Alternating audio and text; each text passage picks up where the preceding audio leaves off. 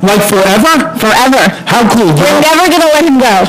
People probably don't know about Tony. He's really famous. You've seen him on TV. I won't ruin your thunder, Tony. So you're going to love today's show. So, Vic, let's just get rolling. Well, you know what? I just want to remind everyone that we are here every Wednesday at 6 p.m. on WRCR AM 1700, and we live video stream on Facebook.com/Victoria RIVA. Also on Periscope.tv, the RE Revolution, YouTube on the RE Revolution channel. And of course, here we are, live over the airwaves. Live! It's so wonderful. It is. So, Tony, how are you today? I'm doing great. Excited for our topic because it's so pertinent right now. Ooh. And it really relates to everybody. So What is our topic today? It's when is the next recession coming?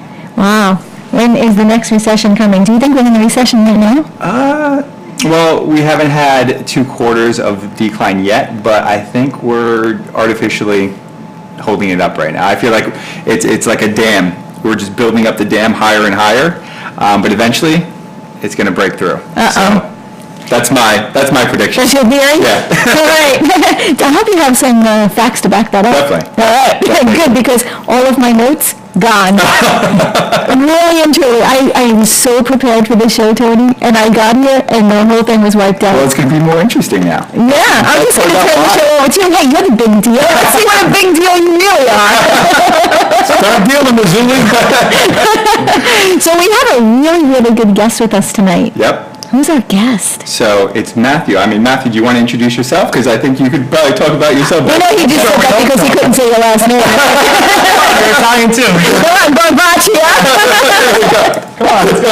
Mazzulli, Barbaccia, Rimadanello, Romano. What's going on in the studio? So Victoria, Tony, thank you very much for inviting me down here today. My name is Matt Barbaccia. I am one of the owners of Exit Realty Private Client in White Plains, New York. Just a little quick background on myself, not to bore anyone, but my background is definitely a lot stronger on the commercial side, working at some of the larger national, international commercial real estate firms, starting back to 2004, and for the vast majority of that time on a brokerage advisory role.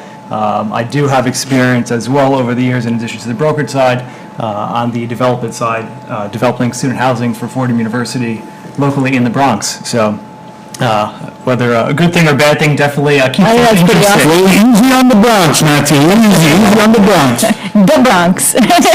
So hopefully I can give some good insight into the marketplace, not only from a brokerage perspective, but also from like an owner-operator, developer perspective, and have like a good time here and enjoy the topics. Awesome. So let me ask you the same question I asked Tony. Could we be facing another recession?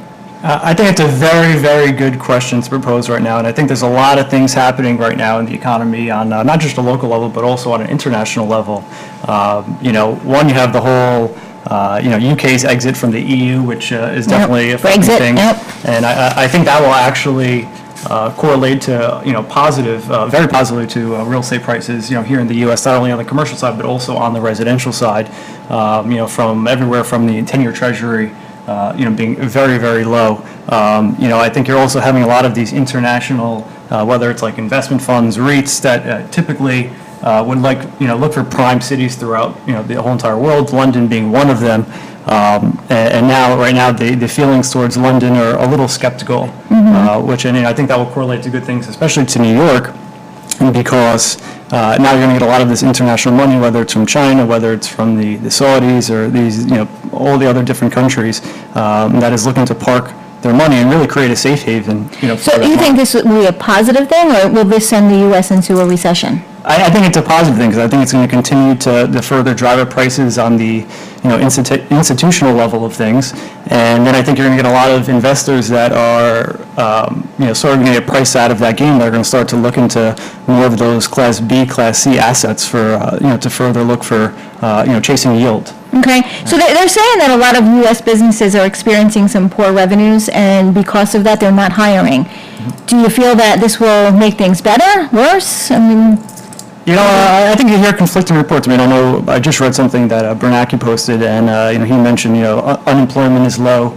The economy overall is doing a good thing, and sometimes aspects that, are good for the economy are not necessarily good for real estate, because, if the economy is doing very well, maybe the Fed is going to decide to start to trickle up interest rates, which is another big topic that, people are a little unsure, especially when locking into money, how long-term or how short or long that they want to, secure, fixed rates on mortgages. So, time will tell. Okay, so you're saying that you read something that Bernanke saying that the unemployment is down. Correct. And I just recently read something that unemployment is up, so you're absolutely right. I mean, it just depends on what news you're reading. And I read where, because unemployment is actually down because a lot of people are taking part-time jobs or second jobs to really make ends meet. So there's a whole, I mean, you could argue it any which way. Yeah, There's people in time out who are on unemployment so long that they're off it, but they're still not employed. Exactly. Yep.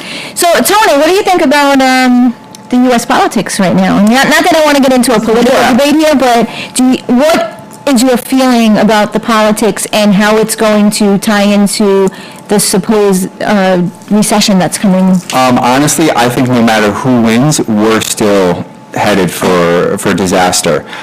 It's really going to depend. If one person wins, I feel like they're going to kind of just delay the inevitable longer. If another person wins, I feel like they'll just get straight to the point and get it out of the way. But I don't think anything is going to happen until after the election. It's going to be, of course, artificially held up. And typically every president leaves office with some sort of an economic crisis. Yeah. So I almost think of it as, what led to the last recession. What do you guys think? Let's talk about that. The mortgage industry for sure. I mean, they were giving mortgages away to anyone who had a pulse. Yeah. So, and the subprime mortgage crisis was one of the real main effects of the main causes of the last recession, and it was because of the ratings of the mortgage-backed security, the subprime mortgage-backed securities. They were AAA rated, meanwhile they weren't AAA securities. So we have to look at that. It's not going to happen the same exact way, but my question to throw out there is what could be the new subprime crisis that we're going to be facing? What are your thoughts on that? What is it? I definitely have some thoughts on that one. Oh, I think and not just myself, but I really think a lot of people out there are very concerned about the CMBS market, the commercial mortgage-backed security market, that has, coming up in 2016, 2017, I think it's over $200 billion worth of debt that needs to get refinanced out. So, I think one of the things that is, going to, I guess, because originally the predictions were that it was going to be a complete catastrophe, because these people are just way over leveraged that were into these assets, and even with interest rates being low, that they wouldn't be able to find debt to completely replace that money. So I think one of the blessings is the fact that our market is strong right now, and that you have, I think in person, like an artificially inflated marketplace, that has lost a lot of the, strong fundamental components to a strong market. But you have the CMBS market, like I was saying, that's expiring. So you have these prices that are at least going to give the leverage standpoint like a little better, and these people a little more chance of hope, to get out of it. But I talked to one of my buddies the other day that's in the financing world, and he mentioned that he's getting a lot of these deals that are coming across his desk that people are trying to refi out of it, and they're too over leveraged. So they're going back to these sponsors and they're saying, hey, listen, you're short $500,000, X amount of millions of dollars, and you need to come up with this differential in equity, and it's a sort of that blank stare across the table, and because the sponsors don't have the money to come up with that. So I think for some of them are going to get saved because the market, the market thankfully has increased, and thankfully interest rates that people can lock into today are still less than a lot of the CMBS rates that people locked into 5-7 years ago. They are so ridiculously low. Yeah. But scary. The credit could be a problem, and they're even calling it the credit bubble now these days, right? Have you heard that?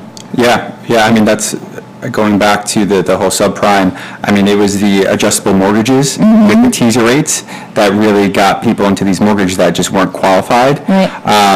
And then once the correction happens, once the fixed time comes in or the time to refinance comes, like you said, they can't refinance. And I feel like I'm looking on a bigger scale is actually the U.S. debt. Right now, with contingent debt, including Social Security, student loans that it's guaranteeing. We're looking at $100 trillion in debt.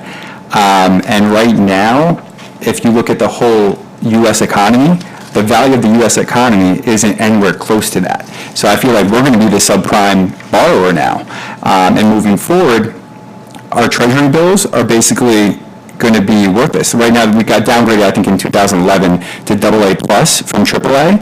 But I think that could be I think we're going to be the next subprime borrowers, U.S. Before we move on, could you explain to the folks who don't know what subprime is, what subprime really is? Yeah, so it was a lot of people who didn't have a favorable credit score, couldn't qualify, but they would pay a higher rate eventually. But a lot of those subprime borrowers got into these teaser rates where it was a low rate, even 2-3%, until the fixed period. Gotcha. Yep. So that's what the subprime market really is all about. Well, they had some, mortgages that were out there that really were meant for people who were in sales, so that they could, when they're working on commission. Of course. And that was really those 1%, the pay option loans, and they were really created for the right reasons, but then they were just giving them out to everyone. Yeah. And they weren't even, verifying employment, everything was just, it's okay, you don't have a job, great, you don't have any money, that's good too. Yeah. We'll just go ahead and, we'll give you even more than 100%, and then we'll give you this pay option loan. It was crazy what was going on. Yeah. It was no surprise that we experienced what we Yeah, experienced. and I feel like we're that to China. China's, we're borrowing so much money from China, from other different countries. I feel like we're the subprime borrower right now, and that's where I think the next recession and bubble's going to burst, and it's going to be on us. So Yeah. the question I have is, when do you guys think it's going to hit? And, even just going back to the CMBS market, because I've heard, conflicting stories, and I feel like, we're also getting a lot of, what's the next opportunity for these lenders to come in at and sort of kick the can down the road? Well, you do have the elections coming up. I think that is definitely in everyone's radar, as to when.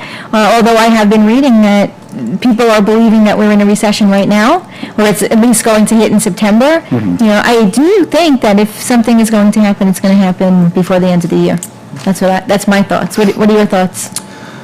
After the honeymoon, the election will happen, we'll be happy with the president, well, not me, but they'll be happy someone with the president for a short time, and as soon as everything settles in, after the honeymoon, it's going to hit the fan. Do you agree with that? I think we have a little longer. Yeah, you think 2017? I think we have like a good solid, 18 to 24 months left on the table. Oh, so 2018. Yeah. An optimist. And the reason being, come on, we're brokers, we have to be a little we're going to put us out of business. The other thing I'm hearing is that also with the CMBS debt that's, expiring at this point is you're getting a lot of funds that are starting to come back with, bridge funds and mezz funds to fill that void of these people that can't refinance out with conventional financing. And then that's why I mentioned about kicking the can further down the road, people that will take these high-risk positions and, that will buy these people, another X amount of period of time down the road. Now that's, can they service that debt on the table now that, the capital stack is growing is sort of the $1 million question. And I think really, only people that are strong operators and well-funded are going to be able to survive. Yeah. Yep. What do you think is the safest asset class now to invest in real estate? Good question. I think multifamily. Yeah, I think. You in agreement? I saw a smile come 100%. across your face when you said that. 100%. The retail market scares me, even the office market. So what would you recommend for just regular people out there that own a house, thinking about selling, maybe buying an investment property, maybe not? Should they not? Should they sell? Should they buy? Should they upgrade? What are your thoughts? I still think real estate is a great investment on all different aspects of the spectrum. Reason being, in the stock market, you can't put your money in there. You buy a piece of real estate, you still have that intrinsic value. If you're anywhere near like a larger metro area like we are here in New York, you're going to have rent growth. The only, I guess, question later about is whether rents are going to continue to grow is on like the very, very high-end luxury market, whether that'll take a hit. But I think for a lot of these buildings in and around the city that are governed by rent regulation, I think it creates that safe haven where the rents for the most part are at a bare minimum going to stay where they are. So I think real estate is still a great investment. I mean, it is a long-term play. Am I going to say go out there, buy this building, and turn it around in 6 months and try to sell it? Can you make money? Yeah, yes, there are people making money, but I think it's a much more risky. I am really glad that you said that, long-term investment. That's what everyone forgets, that real estate truly is a long-term investment. And I think that's where we went wrong, 8-10 years ago, when the market was really crazy. Everyone was going out there saying, well, I'll buy it today and tomorrow it'll be worth more. And a lot of people got stuck. But if you were able to go into it with the mindset that it was a long-term investment, you would have been fine even back then. Because if you can carry it, you can wait until the market goes back up. Exactly. Real estate has always been a game, especially, on both the residential and commercial side, is, whoever lasts the longest is going to end up with the most money. Yep. Yep. So I'm going to ask everyone to just hold that thought, because we do have to go to a break. We've been pushing the break off, and I think our guys in the studio are jumping up and down. So let's go to that break. Thank you, Victoria. This is the Real Estate Revolution with Victoria Rivanera right here on WRCR.com and WRCR AM 1700. We'll be back after these announcements.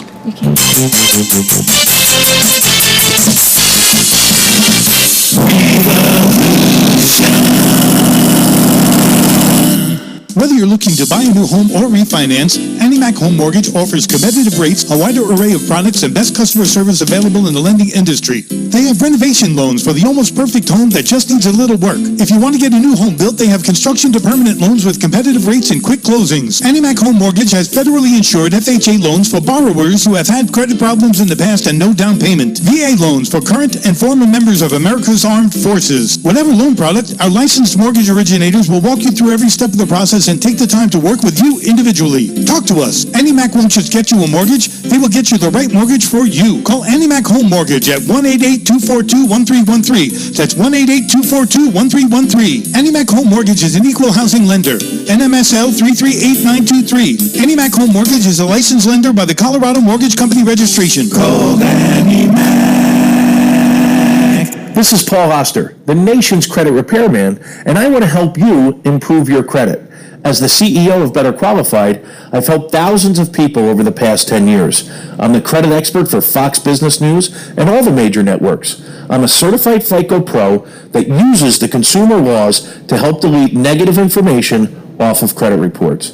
We have a debt elimination program that focuses on the laws surrounding collections, judgments, and charge-offs. You could be entitled to up to $1,000 per violation. Call now for your free credit consultation. 888-533-8138. That number again, 888-533-8138, or visit us on the web at betterqualified.com. It's time for the revolution. The real estate solution. We sort through that confusion. Come join the revolution. Yes, it's a Real Estate Revolution with Victoria Rivanera and her new co-host, Tony Mazzulli, the big deal. And he is a big deal. Look, he's tall, he's handsome, he's rugged. Look at that smile. Oh, my goodness, you should be here. Hey, we're back to talking about the recession to come, and I want to throw a name out there, Robert Allen. I think he started this whole darn thing. What do you guys think? Yeah, that was I'm gonna definitely defer. the best. I love doing that. The best look that everyone just gave you.